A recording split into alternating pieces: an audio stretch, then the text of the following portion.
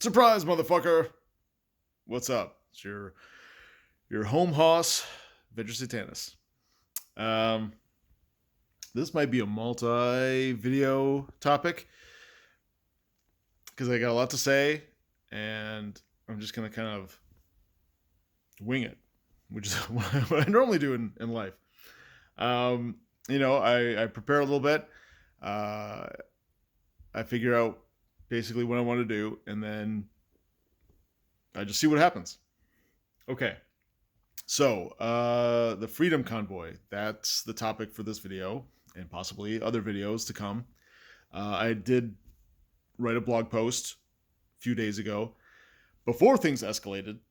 Now they're like, I don't think people realize, I'm sure I don't have a lot of Canadian viewers, but I'm American, obviously, and I don't think a lot of people in America realize the severity of what's going on and the historical significance. So, for people that don't know, Justin Trudeau, the Prime Minister of Canada, invoked the Emergency Powers Act in Canada that was written into the law back in the 1980s, never been used. And it's basically martial law. It gives the government wartime like powers to deal with an existential crisis or an imminent threat to the sovereignty of the country. It's a huge deal. It basically Trudeau, I think, would have the power to just line his political opposition up against the wall and just have them shot. I'm assuming that won't ever happen, and that Canadians ordered to fire upon their own people and execute them, executing political dissidents. I assume that also won't happen. But things have gone so far that I'm kind of also thinking all bets are off. So this is a huge deal. This is a fight for the freedom of Western civilization. Let that sink in. This is not just a protest or a demonstration, peaceful protest to lift COVID, restrictions, mandates, lockdowns. I mean, it's that too, but it's not. This has become bigger than that. This is, especially with the overreaction, the authoritarianism of Trudeau and Canada's government. This is the kind of thing that's making China and Russia like, what? Like, I'm sure they even can't believe it. This is crazy. Our idiotic asterisk administration, potato in chief Biden,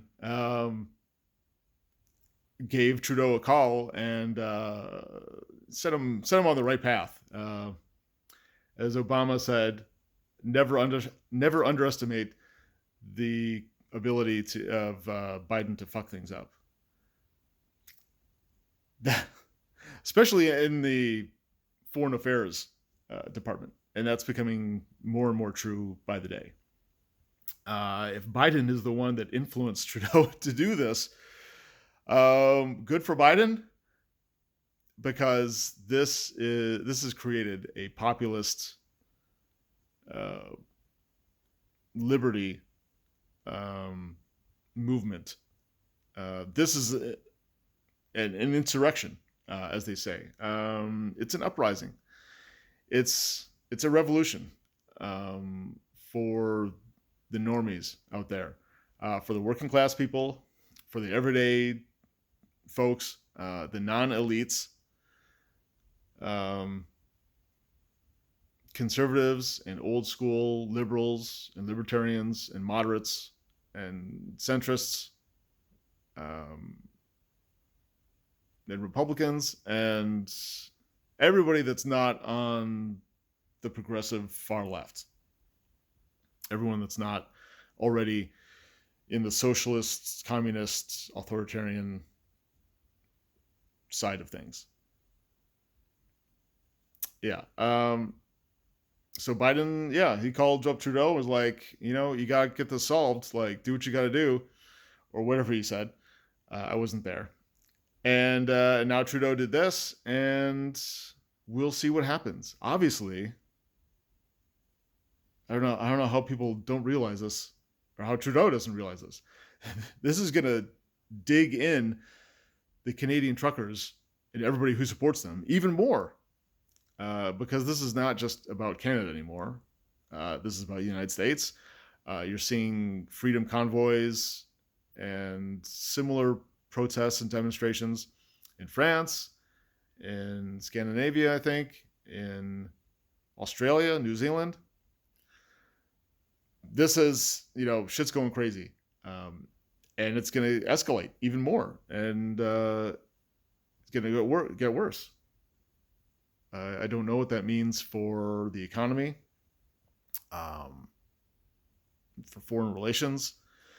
But we as Americans, I believe, have to support Canada, obviously our closest ally. We have to support them and their freedom. And anyone that tells you that, I don't know, that tries to downplay this when they were in favor of Black Lives Matter and those riots that basically burned several cities to the ground over the summer of 2020, longer than the summer. It was like 9 months of domestic terrorism, I would say. Sure, there were some peaceful protests in there too, but the rioters got all the headlines. You could see CNN and MSNBC covering the story with like flames from burning buildings behind them. Meanwhile, people are just being murdered and carjacked, and businesses looted. And I mean, that was okay. That was fine because of racial equity or whatever. But protesting peacefully for your freedom from your tyrannical government, that's not okay. That is ridiculous. That is bullshit. That's, I don't know. That's unforgivable. And I think the pigeons are going to come home to roost or whatever. There's going to be payback. There's going to be retribution. I hope it's not a bloody revolution. I don't think anybody wants that. I want things to go as peaceful and as nonviolent as possible. But shit's going to keep going crazy. And this is finally the populist revolution. The media and the government, or whatever, that says that January 6th was an insurrection. This is the insurrection, in the positive term. This is the uprising. This is the revolution that is a response to all the authoritarianism that we've been dealing with the last few years. The rise of leftist politics and policies and ways of doing things. The people do not like it. And we tried to tell you that, but with all the media propaganda and rigging the election rules and other voting irregularities, it was a foregone conclusion, and we couldn't get through. We couldn't keep the freedom going. And now this is what we have. You disenfranchise the people, you treat them like crap, you try to take away their freedom, and they fight back.